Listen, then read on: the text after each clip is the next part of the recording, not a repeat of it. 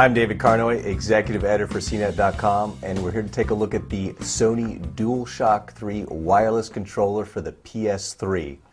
When Sony first put out the PS3, a lot of people were complaining that the wireless controller that came with the system didn't have any rumble in it.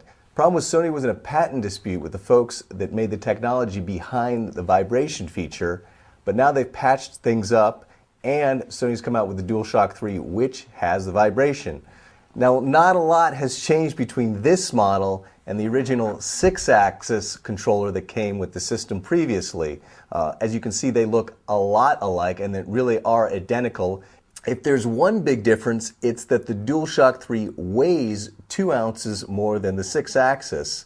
And for some gamers, that's good news because they didn't like that this older model was a featherweight. It really is a little bit too light in your hand for some people's tastes. Concerned about rumble support for some of the old games out there, Sony is providing software patches for certain games, and obviously a lot of games forward will have the rumble support in them.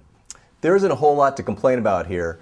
However, the one issue that still crops up when it comes to the PS3 controller is that the rechargeable battery is built into the controller, so if it ever goes dead, you do have to buy a new controller, or of course you can simply use it as a wired controller.